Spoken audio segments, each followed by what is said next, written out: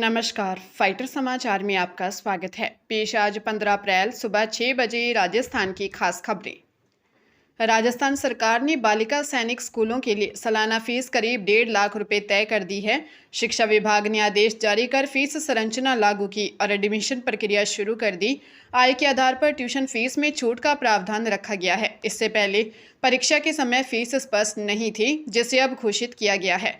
हालांकि आय कम है तो फीस में छूट भी मिल सकती है, लेकिन इसके बाद भी सालाना खर्च करीब 1 लाख रुपए के आसपास ही होगा।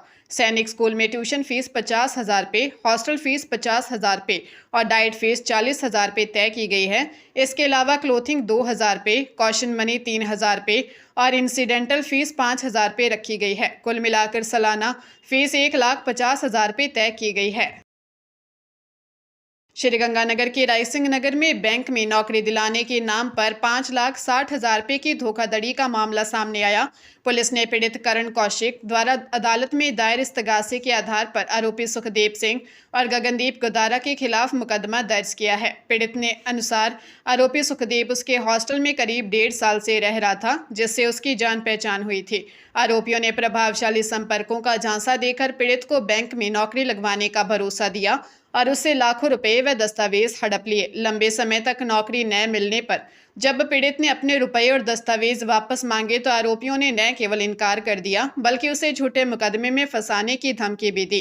फिलहाल रायसिंह नगर पुलिस सहायक उप निरीक्षक सुरेंद्र सिंह के नेतृत्व में मामले की गहन जांच कर रही है। भरतपुर पुलिस ने डिजिटल अरेस्ट के जरिए करोड़ों की ठगी करने वाले गिरोह का भंडाफोड़ करते हुए मुख्य आरोपी उमर फारूक परे को जम्मू कश्मीर से गिरफ्तार किया है। बारामूला निवासी आरोपी को ट्रांजिट रिमांड पर भरतपुर लाया गया, जहां से उसे 5 दिन की पुलिस रिमांड पर लिया गया है। यह कार्रवाई एक रिटायर्ड अधिकारी से हुई 67 लाख रुपए की ठगी के मामले में की गई है। ठगों ने पीड़ित को ईडी, आरबीआई और सुप्रीम कोर्ट के फर्जी दस्तावेज दिखाकर 5 महीने तक डिजिटल अरेस्ट रखा और पैसे हड़पे। जांच में सामने आया कि ठगी की राशि में से करीब 36 लाख रुपए उमर फारूक की पत्नी के खाते में भेजे गए थे। आरोपी ने पूछताछ में स्वीकार किया कि उसने दिल्ली के साथियों के साथ मिलकर इस वारदात को अंजाम दिया। पुलिस इससे पहले यूपी से एक अन्य आरोपी को भी गिरफ्तार कर चुकी है। फिलहाल पुलिस आरोपी के नेटवर्क और अन्य साइबर अपराधों की जाँच कर रही है। बाड़मेर भाजपा कार्यालय पहुंचे प्रदेश अध्यक्ष मदन राठौर ने पूर्ववर्ती कांग्रेस सरकार पर जमकर हमला बोला। उन्होंने कहा कि गहलोत और पायलट की आपसी खींचतान के कारण रिफाइनरी का काम ठप रहा और वे केवल होटलों में ही बैठे रहे।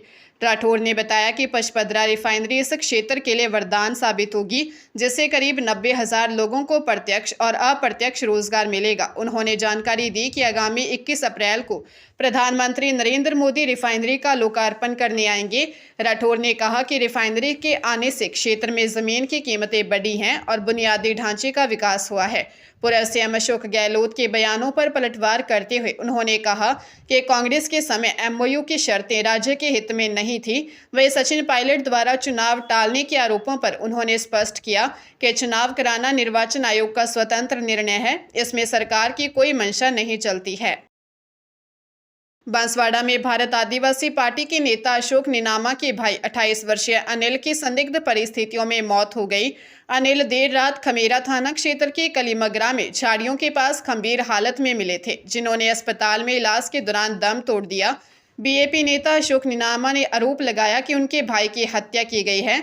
उन्होंने बताया कि स्थानीय सरपंच के फोन पर मिली लोकेशन के आधार पर वे मौके पर पहुंचे थे, जहां अनिल घायल अवस्था में था। पुलिस के अनुसार मामला प्रेम प्रसंग से जुड़ा हो सकता है, जिसकी गहनता से जांच की जा रही है। घटना के बाद पुलिस ने युवक के मृत्यु पूर्व बयान भी दर्ज किए थे। फिलहाल पुलिस कॉल डिटेल्स और संदिग्धों की भूमिका खंगाल रही है। पुलिस अधिकारियों का कहना है कि पोस्टमार्टम रिपोर्ट और शुरुआती साक्ष्यों के आधार पर कार्रवाई की जाएगी। हनुमानगढ़ जिले में क्रिकेट सट्टेबाजी के खिलाफ पुलिस का अभियान मजबूती से जारी है। इसी कड़ी में पीलीबंगा पुलिस ने लगातार तीसरे दिन बड़ी कार्रवाई करते हुए 2 आरोपियों को गिरफ्तार किया है। आरोपियों की पहचान 42 वर्षीय प्रिंस कुमार और 21 वर्षीय शिवम कुमार के रूप में हुई है। पुलिस ने पीलीबंगा में एक दुकान के ऊपर बने चौबारे में दबिश देकर ऑनलाइन सट्टा संचालन का भंडाफोड़ किया। एसआई वीरचंद के नेतृत्व में हुई इस कार्रवाई के दौरान पुलिस ने मौके से 3 मोबाइल फोन और करीब 5,50,000 रुपये का सट्टा हिसाब किताब बरामद किया है। आरोपी ऑनलाइन माध्यम से क्रिकेट मैचों पर दांव लगवा रहे थे। पुलिस ने दोनों के खिलाफ जुआ सट्टा अधिनियम के तहत मामला दर्ज कर जांच शुरू कर दी है। जिले में लगातार हो रही इन कार्रवाइयों से सट्टा कारोबारियों में हड़कंप मच गया है। इस टीम में कांस्टेबल मनीष, लक्ष्मी नारायण और अजय कुमार की मुख्य भूमिका रही। अलवर जिले में दिल्ली मुंबई एक्सप्रेस वे पर एक भीषण सड़क हादसे में बस ड्राइवर, एक महिला और एक बच्चे की मौत हो गई। हादसा अलवर जिले के राजगढ़ थाना क्षेत्र में तब हुआ जब उज्जैन से दिल्ली जा रही एक निजी बस सड़क किनारे खड़े केमिकल से भरे ट्रक में जा घुसी। टक्कर इतनी जबरदस्त थी कि बस के अगले हिस्से के परखच्चे उड़ गए और बस में सवार 30 से अधिक यात्री घायल हो गए। पुलिस के अनुसार प्राथमिक जांच में हादसे का कारण ड्राइवर को नींद की झपकी आना और तेज रफ्तार माना जा रहा है। घायलों का आरोप है कि ड्राइवर को बस रोकने के लिए कहा गया था, लेकिन वह अनदेखी करता रहा। हादसे के बाद एक्सप्रेस वे पर केमिकल फैलने से यातायात प्रभावित हुआ। पुलिस ने मृतकों के शवों को मोर्चरी में रखवाया है और 12 गंभीर घायलों को अलवर व 2 को जयपुर रेफर किया गया है। पाली जिले के मारवाड़ जंक्शन थाना क्षेत्र के कराड़ी गांव में हुई बुजुर्ग महिला की हत्या और लूट का पुलिस ने पर्दाफाश कर दिया। एसपी मोनिका सेन के नेतृत्व में पुलिस टीम ने बेंगलुरु से 2 सगे भाइयों भरत भाई और राजू भाई को डिटेन किया है। आरोपियों ने 1 अप्रैल को 65 वर्षीय प्यारी देवी सिरवी की हत्या कर उनके गहने लूट लिए थे। चांदी के कड़े निकालने के लिए बेरहमों ने वृद्धा की हत्या कर दी थी। जांच में सामने आया कि आरोपियों ने पहले महिला को बातों में उलझाया और फिर सुनसान इलाके में उन पर हमला कर दिया। वारदात के बाद दोनों आरोपी बेंगलुरु फरार हो गए थे। पुलिस ने सैकड़ों सीसीटीवी फुटेज और मुखबिर तंत्र की मदद से उनका सुराग लगाया। इस घटना से सिरवी समाज में भारी आक्रोश था और परिजनों ने न्याय की मांग को लेकर धरना भी दिया था। बाड़मेर निवासी करोड़ों की ठगी का आरोपी मनोज खत्री 27 साल बाद गुजरात के अहमदाबाद से गिरफ्तार किया गया है। एएनटीएफ की टीम अहमदाबाद में ड्रग्स तस्करों की तलाश में गई थी, जहां पहचान बदलकर रह रहे इस शातिर अपराधी को दबोच लिया गया। मनोज खत्री ने 1994 में बाड़मेर में Career Savings and Investor India Limited नाम से चिटफंड कंपनी खोलकर लोगों को कम समय में पैसा दोगुना करने का लालच दिया था। साल 1999 में वह करोड़ों रुपए समेट कर फरार हो गया। आरोपी पर 26,000 रुपये का इनाम घोषित था और उसके खिलाफ 3 जिलों में दर्जनों मामले दर्ज हैं। वह अहमदाबाद में नाम बदलकर प्रिंटिंग प्रेस चला रहा था और संदिग्ध गतिविधियों में लिप्त था। उसका भाई हेमराज भी इस ठगी में शामिल था, जिसकी 2021 में मौत हो गई। पुलिस अब उसके पुराने रिकॉर्ड और अवैध संपत्ति की जांच कर रही है।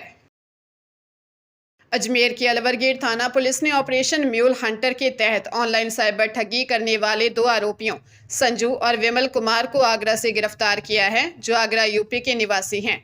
इन शातिरों ने अजमेर निवासी राम गोपाल शर्मा को झांसा देकर उनके खाते से 1 लाख रुपए पार कर दिए थे। ठगों ने खुद को अस्पताल में भर्ती बताकर पेमेंट करने में मदद मांगी और फर्जी टेक्स्ट मैसेज भेजकर पीड़ित से पैसे हड़प लिए। पुलिस जांच में सामने आया कि आरोपी भोले भाले लोगों को लालच देकर उनके नाम पर बैंक खाते खुलवाते थे और फिर उन खातों का इस्तेमाल ठगी की रकम ट्रांसफर करने के लिए करते थे। विमल मुख्य रूप से ठगी की वारदातों को अंजाम देता था। हेड कांस्टेबल सुखराम की तकनीकी जांच के आधार पर पुलिस टीम ने दोनों को दबोचा। फिलहाल पुलिस दोनों से पूछताछ कर रही है।